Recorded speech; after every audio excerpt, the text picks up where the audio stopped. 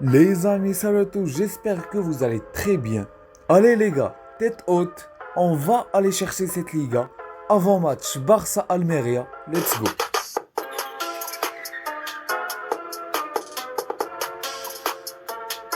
C'est bon les gars, on passe à autre chose. L'Europa League, c'est terminé, les dépressifs, les gars, ça sert à rien. Arrêtez. Là, on va se concentrer exclusivement sur ce qui nous reste, c'est-à-dire la Liga et la Copa. Donc les gars, on rentre directement dans le vif du sujet. Je vous mets le classement. Le Barça est premier avec 59 points et 22 matchs joués. Et Almeria, notre adversaire de demain, est 17e à la limite de la zone rouge avec 22 points. C'est compliqué pour Almeria cette saison. Je vous rappelle les gars, Almeria, c'est l'équipe où jouait Darwin Núñez. Ouais, c'est lui le mec qui a fait des passements de jambes de camionneur à Eric Garcia et qui est passé. Bref les gars, on est en train de s'égarer du sujet. On continue les gars avec les 6 derniers matchs de Almeria. Je vous laisse afficher à l'écran. Comme vous voyez, ils ont fait match nul contre l'Atlético Madrid, match nul 2-2 contre Valence. Ils ont gagné face à l'Espagnol Barcelone. Les gars, je vous rappelle, on a fait match nul contre l'Espagnol. Ils ont perdu contre le Rayo Vallecano. Rayo Vallecano surprise cette saison de la Liga. Si je ne me trompe pas, je pense qu'ils sont 6e. Ouais, ils sont 6e juste derrière le Real Betis. En parlant du Real Betis, ils ont perdu contre le Real Betis 3-2. Donc les gars, vous remarquez qu'ils marquent pas mal de buts. Hein. Et ensuite, ils ont perdu le vendredi dernier 6-2 contre Gérone. Je sais pas comment ils ont pu faire ça. Perdre 6-2 contre Gérone. Après, vous allez me dire que le Barça a aussi subi beaucoup d'occasions contre Gérone. C'est pas faux, c'est vrai. Mais les gars, moi, je vais vous dire que Marcos Alonso était sur le terrain. Ça, c'était gratuit. Désolé pour Marcos Alonso. On continue. Donc les gars, vous remarquez que Almeria, ils mettent pas mal de buts. Je vous affiche leur composition à l'écran, vous allez reconnaître quelques joueurs. Luis Suarez, pas le vrai bien sûr, Luis Suarez de Wish, l'ancien de Grenade, je pense que vous le connaissez. Je vais vous mettre une petite photo de lui à l'écran, vous allez vite le reconnaître.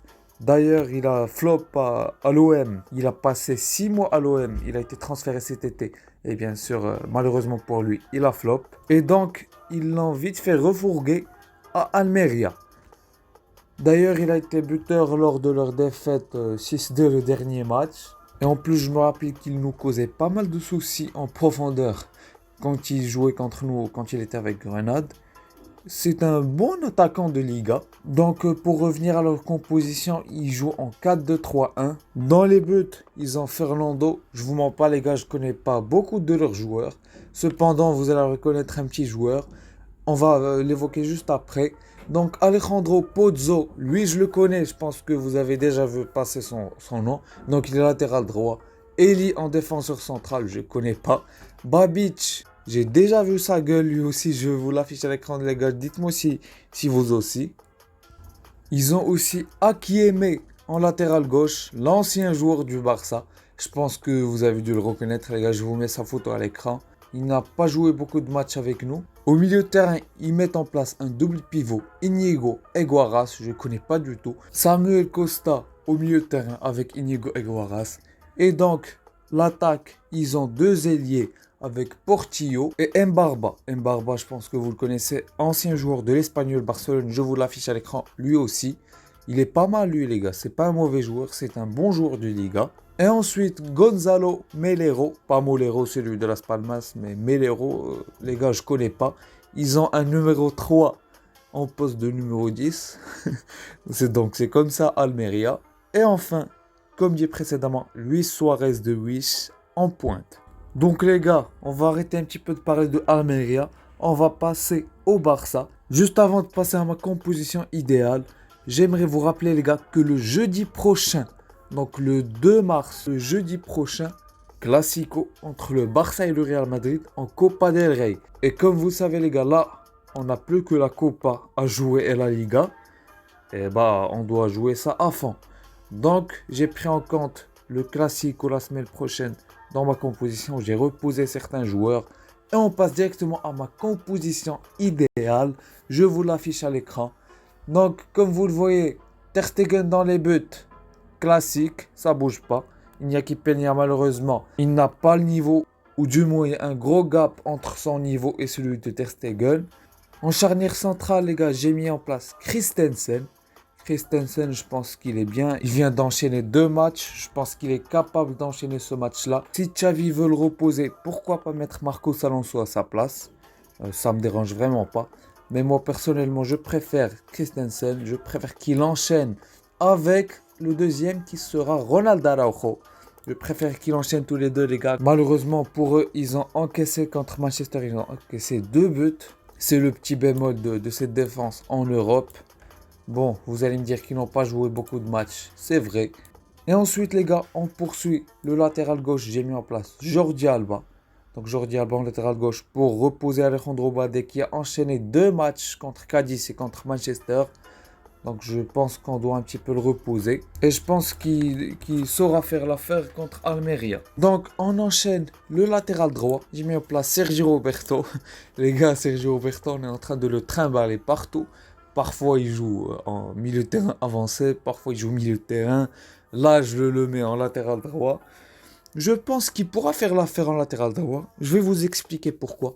Vu que Rafinha, les gars, à Leeds, rentrer tout le temps à l'intérieur du jeu. Et là, j'ai mis en place Sergio Roberto. Et bah là, je pense que Sergio Roberto pourra dédoubler et donc apporter du surnombre dans la surface. Les principes de jeu de position, les gars.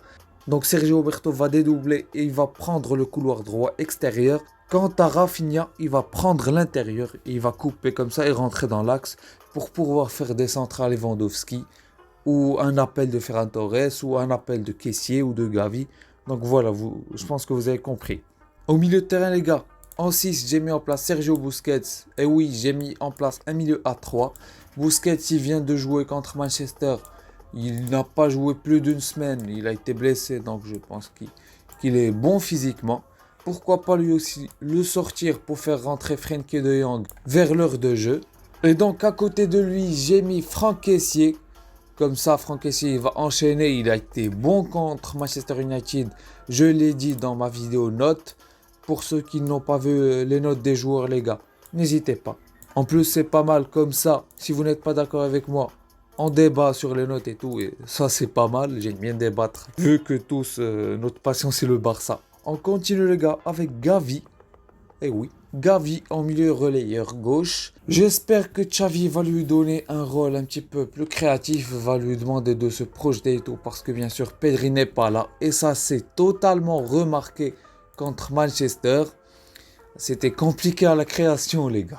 En plus sur notre banc, notre effectif c'est pas fou, en plus des blessures et tout. Bref, on va pas revenir sur le match contre Manchester, le débrief est déjà en ligne. Et donc on enchaîne avec l'attaque. J'ai mis en place une attaque à 3 avec Ferran Torres en ailier gauche. Ferran Torres, il a fait une bonne entrée, les gars. Il a fait un centre très dangereux qui a malheureusement été dévié par Ansu Fati. Il a enlevé le ballon à Lewandowski qui allait très certainement marquer. Donc voilà. Lewandowski en numéro 9, j'espère vraiment pour lui qu'il va faire un match meilleur et qu'il va claquer des buts pour monter en confiance avant le Real Madrid. Parce que techniquement, le dernier match, c'était très compliqué. Et j'espère vraiment que Xavi va le déresponsabiliser de cette chose. J'espère vraiment qu'il va le laisser à son rôle originel, c'est-à-dire de mettre des buts. Et ne pas faire le numéro 10, faire le Messi ou bien Harry Kane ou bien je ne sais même pas qui. Et enfin, Rafinha en ailier droit. Il a été très mauvais contre Manchester. J'espère que ce match va l'aider pour retrouver la confiance avant le Classico. Et oui les gars, je vous rappelle le Classico le jeudi prochain. Donc voilà les gars, dites-moi si vous êtes d'accord avec moi sur ma composition. Si vous n'êtes pas d'accord sur 1, 2, 3, 4, voire même toute la compo, dites-le moi, on en discutera en commentaire avec plaisir. Je pense vraiment les gars que le Barça ne sera pas affecté par la défaite jeudi dernier contre Manchester. Je pense qu'ils pourront enchaîner et j'espère bien sûr qu'ils montent en puissance en vue du match contre le Real Madrid, le Classico. C'est la fin de l'avant-match. N'hésitez pas à mettre un petit like, à commenter et à vous abonner aussi. Et moi je vous dis ciao, à la prochaine vidéo.